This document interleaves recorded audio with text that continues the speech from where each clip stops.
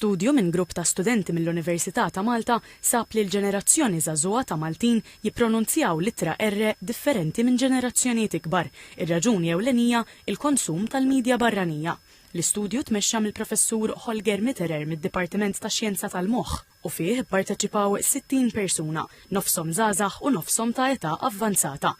Huwa spjega li trill, il-pronunzja Taljana tal-R, Right rota, hija iktar komuni fil-kbar, filwaqt li l-approssimant, il-pronunzja Ingliża, Right rota, hija iktar komuni f'dawk iżgħar. Approximants rather than trills are very common in Maltese.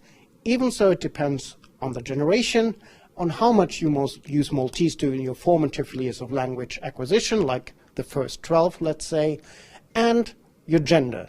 So men tend to trill more. Speakers who use a lot of Maltese rather than English in their daily life used to trill more, and indeed older speakers tend to trill more. Il-professur Mitterer qal li l-pożizzjoni tal-R tagħmel differenza fejn fi kliem bħal Serb fejn l-R tinsab fl-aħħar sillaba tal-kelma, it-trill qed tonqos anke fost l-etajiet il-kbar. Ma' TVM News Maxine Tanti li kienet parti mill-istudju spjegat li l-parteċipanti kellhom imorru f'laboratorju speċjalizzat fl-Università ta' Malta. Fis-sistema fejn għandek laboratorju hemm sistemi attrezzati apposta minħabba l-ħsejjes, il-background noises, u bekk dan ovvjament jgħinu biex ir-riżultat ikun iktar preċiż.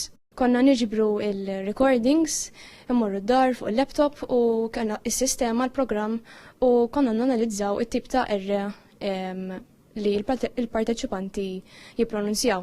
Minkejja li uħud kienu konsistenti, ħafna mill-parteċipanti ħaltu bejniethom. right rota, Xi ħaġa li l-professur qal hija komuni. Temm jispjega li l-pass li jmiss u li jsir MRI biex ikunu jistgħu janalizzaw il-pożizzjoni u l-movimenti eżatti tal-ilsien waqt it-taħdid.